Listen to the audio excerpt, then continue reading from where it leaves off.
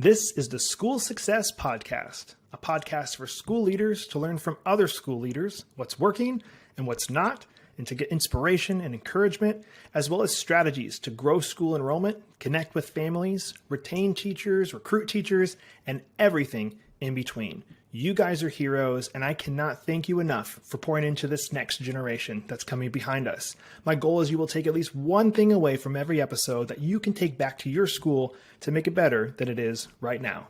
Please enjoy the School Success Podcast.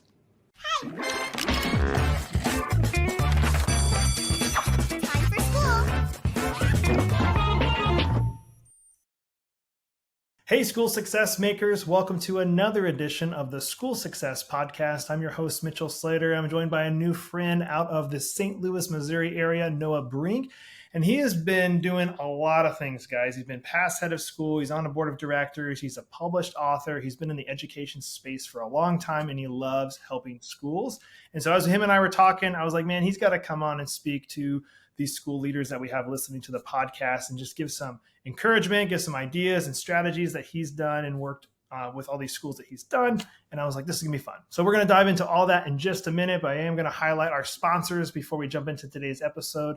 And that is America's Christian Credit Union. This year, they're celebrating 65 years of service, and they are providing essential school banking services and an awesome tuition financing program for schools that are looking to reduce their risk and administrative burden. Because if you're a school right now that has to chase people all year round to have them pay their tuition, and at the end of the year, maybe you've only collected 95%, 98% of what is owed to you in tuition dollars, you're obviously missing a ton of revenue out there, and their tuition financing program keeps that from happening. Their families, you can have your families go get a tuition financing loan from America's Christian Credit Union, and then you get your money up front as a school from the get-go, and it doesn't cost your school anything. So it's a win-win for everybody involved. You need to check it out, americaschristiancu.com/schools. That's americaschristiancu.com/schools. All right, well, as we jump into today's episode, I'm going to pass it off to Noah to introduce himself. Noah, welcome to the podcast, sir. Yeah, thanks, Mitchell. It is an absolute pleasure to be here. I never really thought that I would be in this space. As Mitchell mentioned, I've been doing Christian education in various components, I guess, for more than a couple decades, but I'm an alumnus. My father actually taught at a Christian school for 49 years. So I grew up at a Christian school and went all the way through college and grad school, and personally as a teacher and coach, administrator. And for the most recent past, I've been serving as an interim head of school. And most immediately after my book, Jesus Above School, came out, several people encouraged me to say, how can I help more schools than the actual schools that I've worked with as a head of school?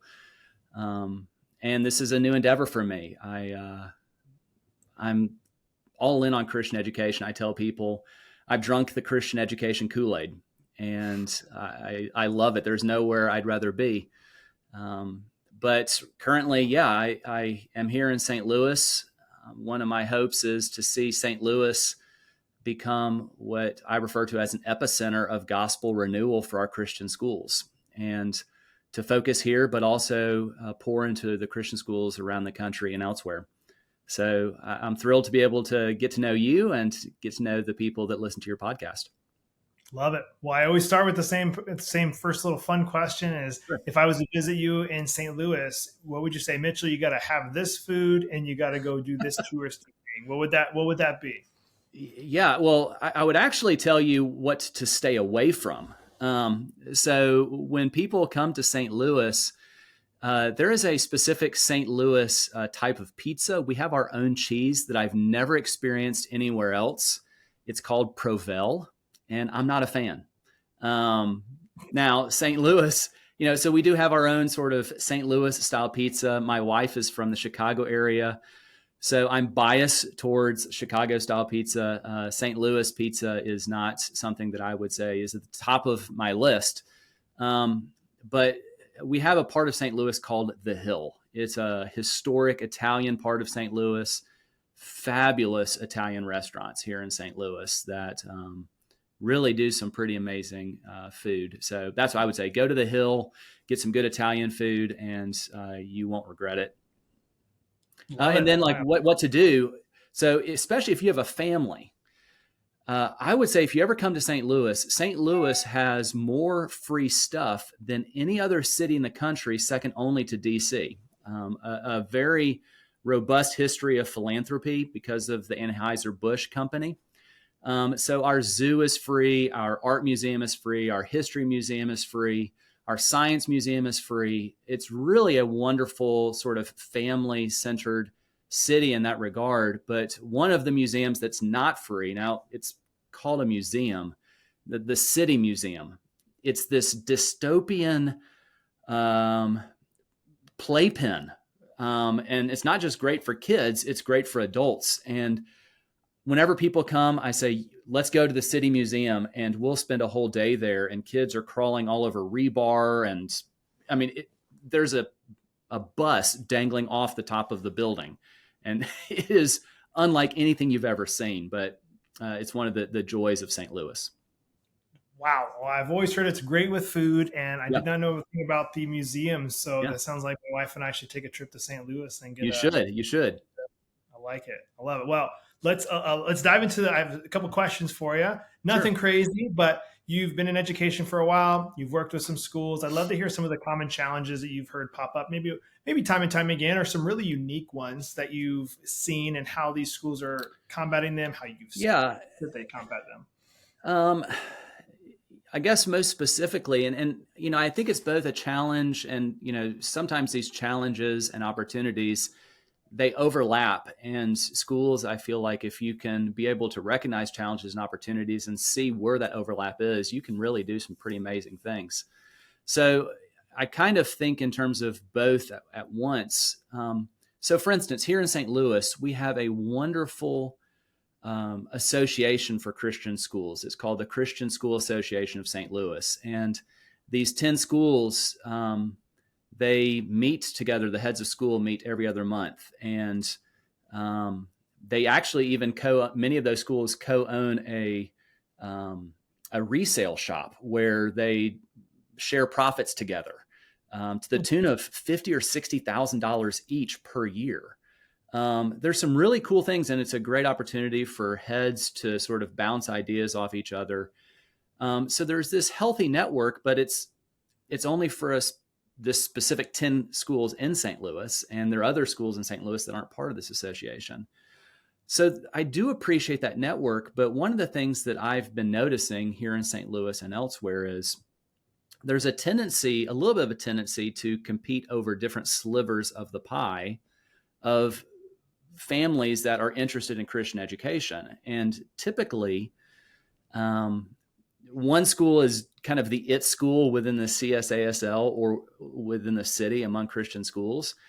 And it's almost like to the detriment of the others. It kind of ebbs and flows, that one school's enrollment's really high and the other's low. And that can almost cause competition within the body of Christ. Here are these schools that are supposed to be rooting for each other. But it's easy when you have a lot of Christian schools in the city to almost kind of see each other as rivals. Now, I don't think that's happening directly, but subconsciously, you almost kind of, how can we get these kids? How can we position ourselves? And one of the things that the current, what I would say, the school that's where my children go happens to be the school that probably has the most robust enrollments. They have a massive waiting list. But part of what the head of school would say there, and my wife's a board member at that school, and so I'm always hearing about some of the decisions they've made strategically. About 7 years ago, the head of school kind of drew a line in the sand and said, we're not just going to be a Christian school, we're going to be a very specific type of Christian school. It's highly outdoorsy, highly experiential. They're doing some really cool things with their integral curriculum.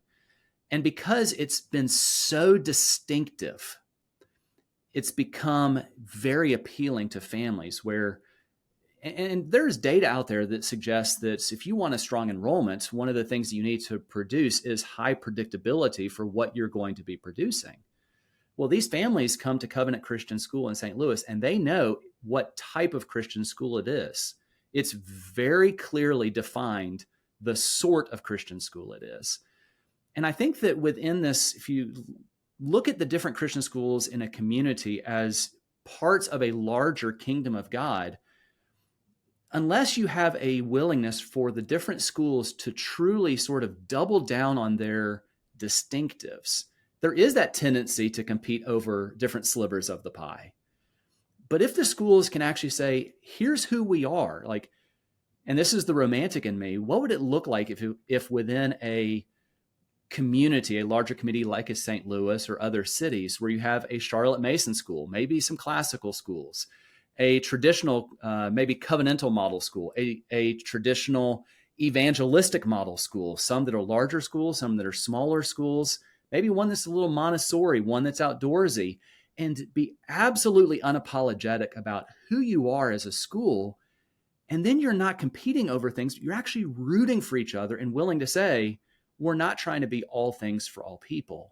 We know who we are. And then we can start rooting for each other within the body of Christ.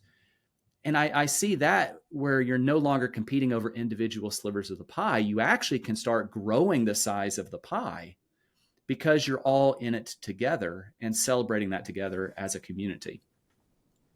Man, that's a huge challenge. If people are competing, and I know that happens, obviously it's super common. If you were to, so for those that are listening, if they feel like there is many competitors in their area that maybe they're not as friendly with them as they should be or want to be, do you recommend them reaching out and trying to have making their own little monthly coffee gathering? Is that probably the best way to start? To try and just be friends with all the private schools, public schools in your area? Yeah, absolutely. And we have that organization with the independent schools as well here in St. Louis. St. Louis has tons of independent schools. And then there's a smaller subset of being the Christian schools. But, and once again, I've had some unique experiences. At one point in my journey, I was trying to help some different schools through transitional periods. And for 2 years, I was the head of school at Central Christian School, which is this beautifully diverse urban school right in the center of St. Louis. And my kids went to this school out in the far out suburbs, this outdoorsy school where they currently go. And it was this unique thing where I told the school, I don't want to bring my children over just for an interim situation. And families would come to me and they would say, what is it like to have your kids at one Christian school, but to be the interim head at another Christian school? Is there tension to sort of root for both? And I said, absolutely not. But the reason it was easy to root for both is because Central Christian School is very different from Covenant Christian School. And they both know who they are. And so I could say to a family, if you're interested in something that has kind of this urban, very diverse feel to it, then by all means, Central Christian School is the school for you. But if you want something that's kind of outdoorsy and you want your kids climbing trees and, is maybe a little more loosey-goosey, then Covenant Christian School. And to be able to truly root for each other, I don't see that when there's this pressure to make sure you have healthy enrollments. Man, you nailed it on the head, I feel like. So if we can get rid of the competition in education, which I know is rampant everywhere, I think it'd be better for everybody involved, especially the students, and the guilt. I feel like what I've seen is when that starts, then there's people feel guilty. There's the guilty, well, I guess I'm not as good as them because I don't have that, or I guess I'm not able to provide my kids with this education. And there's this huge guilt trip that starts to happen, which is obviously super not healthy either. Is that something you've also seen? Is there a guilt factor that kind of happens when that is rampant?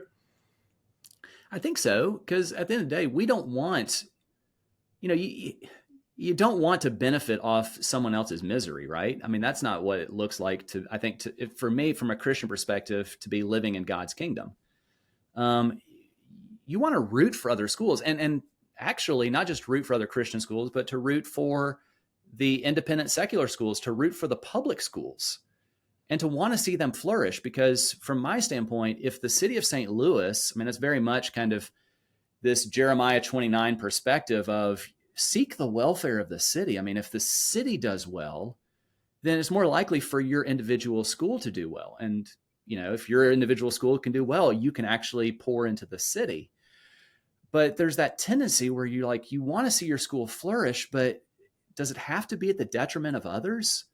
So what would it look like to actually develop networks and maybe even bring churches into that, so that the local churches are sort of helping schools sift through healthy networks where they truly are benefiting each other and doing so without apology? And so it sounds like those that are listening, if you don't have a local association that you're a part of, and maybe even if you are a part of a local association and you haven't already done this, reach out to some of the local schools that are in your area and just try to get together for coffee. Maybe it's a once a month thing, super casual, buy some donuts and get together and just chat about what's going on at their school. I'm sure, just like what my goal is for this podcast, is you're able to learn one thing each episode, take something that you can take back to your school. And maybe it's one of these meetings once a month. You're taking something back from this Christian school, this non-Christian school that you can take back, that you can make your school better, because that's really what the whole goal is of all of this. Absolutely. Hey, school success makers, just a really quick break to highlight one of our amazing sponsors, and that is ClassReach. Now, ClassReach supports schools of all sizes from application to graduation. Take charge of your school with ease, power, and mobility using ClassReach, the school management software administrators and teachers love using. You can get your free demo at classreach.com. That's classreach.com. They are amazing people, and they provide this amazing SIS software for you to keep track of your students' grades, communicating with families that are enrolled, and a whole bunch more. So again, check it all out on their website, classreach.com. They are awesome. All right, now back to the show. So let's talk about challenges. What's going good? Have you seen some things that are really thriving in schools, things that maybe even you've helped implement for some schools, but any quick wins that you're seeing out there? I mean, I think what I mentioned when I say wins, well, obviously, I think a big part of it is, like I say, the school, for instance, where my kids go, and my wife is a board member. By drawing that line in the sand, once again, I referenced it was about 7 years or so ago. The school has an unprecedented waiting list, and the enrollment is so healthy. And one of the things that the school actually did, and I attend the church there and my children go there, and because I work also sort of part-time with the church, I have a lot of interaction with our head of school. His name is John Roberts. But one of the things that John and the board decided, this was several years ago, they decided to do a building campaign. The school was in the basement of the church, which was odd. The school was highly outdoorsy, and yet the school's in the basement, so there's no natural light. So they decided we need to actually sort of come out of the basement, have a school that fits the ethos of the school. The facility should fit the philosophy. And a lot of people said, so are you going to expand the school to multiple sections? And what they said is, actually, no, we're not. We are going to have a building campaign, and the school was very successful in raising the money for that very quickly. But people were kind of surprised, like, here you are, you raised $6 million very quickly. Why not grow the school? And they said, actually, that would cause us to veer from who we are as a school. Now, I tend to think about some churches will do similar things, where a church will say, we're experiencing growth, and then they add services, and then they start continuing to grow and whatever else. And then people will look back years later and say, we don't really like the culture here. It doesn't feel like it used to. And then it creates some tension. There are other churches that what they've done is they've said, we believe that 500 or let's say 400, that once we get to that sort of critical mass, rather than growing or building, we're going to plant a church, because we realize once we get bigger than that, we're no longer ourselves. And our school here said, for instance, our sixth graders, they go on a field trip every single week. That's part of the program. Well, if you have multiple sections, you can't really do that very well. And as a result, what the school says, we are going to double down on who we are and actually begin to explore. So for instance, you have sometimes church planting churches. What would it look like to think in terms of being a school planting school, that rather than grow the size of school and maybe lose our identity, which could make us weak long-term, that it's better to protect our identity and explore how could we maybe plant schools or bring someone like me in to help with the planting rather than compromising our identity. And as a result, there's energy. And this is a lot of these things are happening very quickly in St. Louis. We have a school plant. I'm not planting it, but I'm working with this school plant. And some of the families that were on our waiting list at Covenant, once they heard about this new plant, they're like, oh, this is a natural fit. And I think that's, once again, that's where you have a healthy network of Christian schools where you pour into those schools to help them define their distinctives and be absolutely unapologetic about your distinctives. And rather than feeling this pressure to grow, to be true to who you are and say, rather than compromising that, why not explore planting schools in neighborhoods that don't have accessible options? I think that's better for the city, and it's better for those individual schools rather than this, well, the natural trajectory of schools, we think of a healthy school is to get bigger.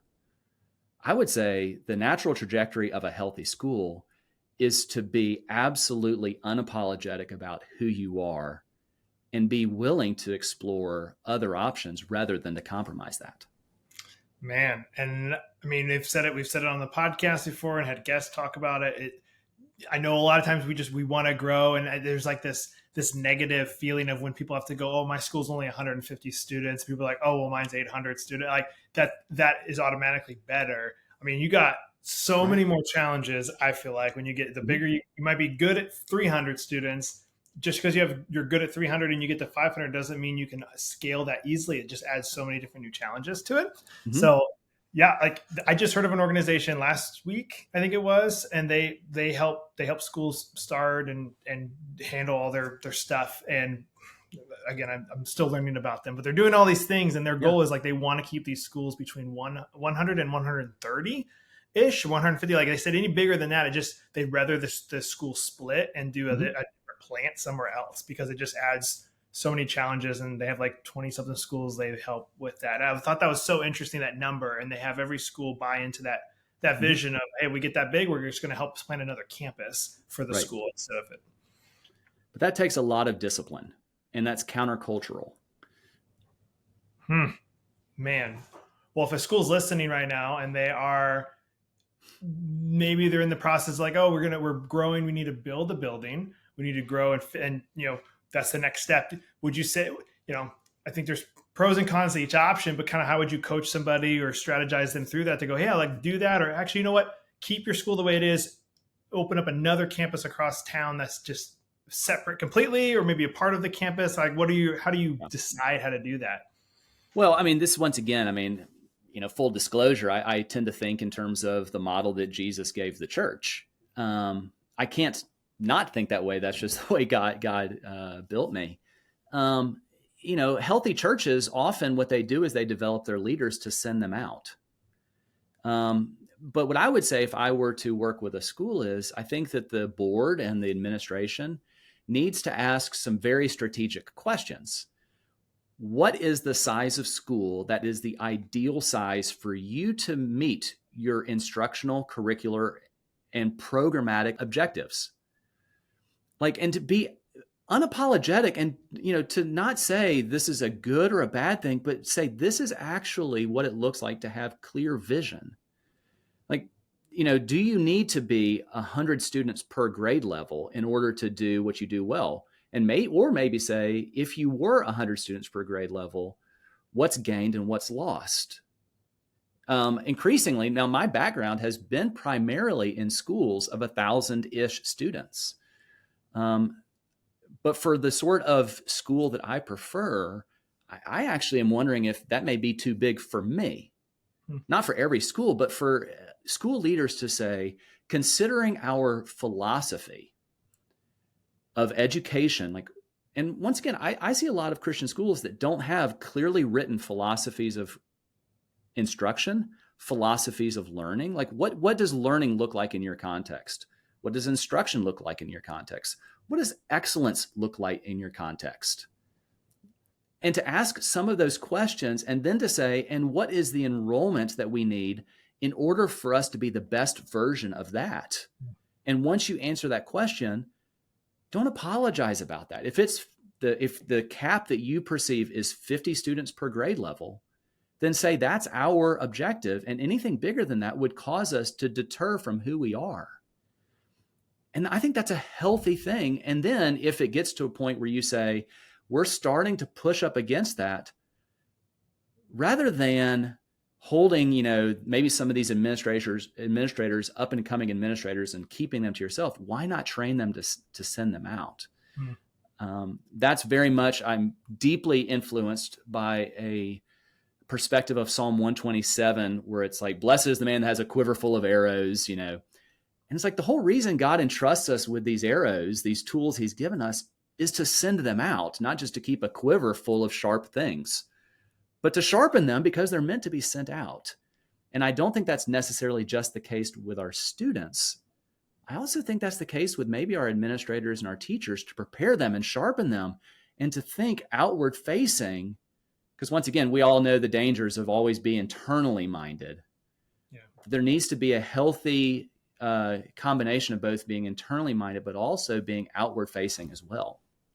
Man, our church here that we go to I feel like have done a really good job with this. So they're it's technically a mega church, but multi-site campuses. And so there's one specific campus, the pastor that he since now has retired, but multiple campus pastors have come from his church. Like he would just whatever, and he was just a campus pastor too. He's not the senior pastor or anything, but he was just really good at developing people and getting them ready for that next level. And I think 3 new pastors have come from his campus. And every time there's always in a good way, a split, like they take that person goes and people come with him to help start the next campus. And so his church is always getting like trimmed, but he saw that as his mission of like, this is who I am. I'm helping to build up these leaders to go start different campuses, and then we'll get another person in and build them up. And I know that's got to be really hard, like just going, oh man, here goes another one. But that was his vision for it. And I love to see that in the school side of like that mindset. And I know we don't want to lose the great people that we've worked to develop, but how maybe it's their time to go start something new and continue to grow. I love that. So I want you to plug your book before we ask you my final question. So tell us, I know you already mentioned it, but like what all is your book about and why should somebody buy it? So my book is entitled Jesus Above School. It's available anywhere you find books, both audio or ebooks or written. So Amazon, Barnes and Noble, it's on Apple Books. And the goal of my book, actually, it came out of a years-long process. So when I used to work at a school in Tennessee, I was teaching our faculty a faculty development class that was required for all of our teachers. It was a 25-hour course that we realized as a school, we needed to establish sort of a common vocabulary. You have these teachers that come to the Christian school and they hear we're supposed to teach from a Christian worldview. And that means a lot of different things to a lot of people. And we have all of these sort of Christian lingo terms like image of God and, doing things for God's glory. And, well, what does that mean in your school context? And as a school, we felt this need that we need to institutionalize some of those terms. And then once we have a common vocabulary, we can really grow as a faculty.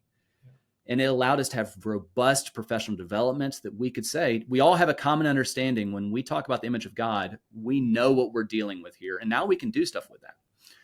So I was teaching that years and years ago, and people kept saying, someday you need to put this into a book. And that's actually what my book is. It's a framework of questions and categories that's designed to help teachers sort of establish a common vocabulary, but to give them some practical tools. So regardless of what you're teaching, here's what it looks like to teach from a Christian worldview. And in the book, I refer to myself as a recovering Christian school alumnus. I love Christian schooling, but I also know that there's a lot of things that in Christian schooling we do without really thinking, why are we doing it? It's just, we just think that's what Christian schools are supposed to do and be. And my sort of unstated thesis in the book, but it's alluded to in the book, is that I fear that if we're not careful, many of our Christian schools are trying to produce a bunch of students that don't think they need Jesus any longer. That the goal of Christian education is not to produce students that are adequate, because Jesus says, I didn't come for the healthy, I came for the sick. It's actually to help students see their deep, profound need for Jesus and to construct an educational philosophy built around need and gratitude. That's why we're learning. We're not learning because if we learn these things, that somehow makes us acceptable. We're learning because we know that God has intervened and that God has done these things, and we learn as a response to what he's already accomplished. That's what it looks like to live in light of the gospel. So the subtext of my book is a worldview framework for navigating the collision between the gospel and Christian schools. And I think that there is a little bit of a collision because the gospel turns everything upside down. And so my book tries to encourage teachers and school administrators to take some of those risks that would be involved with actually thinking through the gospel and being willing to turn things upside down. That's awesome. Well, thank you for plugging that. So Jesus Above School, check it out on Amazon or some of the other different bookstores you said, or Barnes & Noble, Amazon, it's all there. Yep, absolutely. Awesome. Well, thank you for plugging that. And it's perfect segue into the last question I have for you, which I know you'll have fun with. If you were to share a piece of advice with the school leaders listening, what would that piece of advice be? Yeah, in ways I'd already kind of teed that up with the last thing I said about my book. Be willing to take the risks of thinking through what difference does the gospel make in the life of your school. On some level, if we take some of those risks, we say, well, that may turn some people away. And that could be true in the life of our schools, where whenever you double down and say, well, this is the type of Christian school we're going to be, it could cause some teachers to leave. And it could cause some parents to leave. But I think in the end, what you'll see is that gives families and teachers and onlookers this security because they know who the school is. And at times I see a lot of leaders that are scared of making some of those hard decisions because they say, if we do that, then people will leave. And we try to be all things for all people. The Christian school, or any school for that matter, that tries to be all things for all people, well, we need to add that thing because the other school has it. What I would say is rather than trying to just do all the things, be the best version of yourself and be willing to take the risks associated with that. And temporarily, you may see some enrollment decline, but I think that if you ever want to have long-term health, you've got to be willing to go through some of those pains. That's good, Noah. Thank you for sharing this. Thank you for taking time and being on the podcast. Thank you for all you're doing for Christian education and just education in general. I'm wishing you nothing but the best as you continue to pour into these schools and these students and everything you're doing. I love it, and I want to come to St. Louis and see what else you're doing and check out that. So thank you just very much for coming on the podcast today and taking time out of your day. I really appreciate it, man. Yeah, my pleasure. Thank you for having me on. It has been an absolute joy. Well, another huge shout out and a thank you to Noah for taking time and being on the podcast today. I love what he's doing to help Christian schools, and I'm wishing him nothing but the best as he continues to do what he's doing there in the St. Louis area. So Noah, thanks for being on the podcast today. Appreciate it, man. We have some great resources for you at School Success, and I want you guys to go check them out. The first one's on our website, schoolsuccessmakers.com. There's a newsletter that's called the School Success Report, launching this fall, and as you guys are listening to this, it should already be launched. And it is in the top right corner when you go to the website, schoolsuccessmakers.com. I want to make sure you guys sign up for that. It's going to give some great articles, information. We're going to have some giveaways and fun highlights, shout outs, whole bunch of cool stuff in that. The team has been working really hard on that. We want to make sure you guys don't miss out. So the School Success Report, check it out on our website. We also have a private Facebook community just for school leaders on Facebook, of course, called School Success Makers. We'd love you to join there. I am personally in there. I'd love to personally see you in there as well. Get to know you, get to know your school, what you guys are doing, what's your favorite thing about school and least favorite thing about school, all that fun stuff and all the things in between. All right.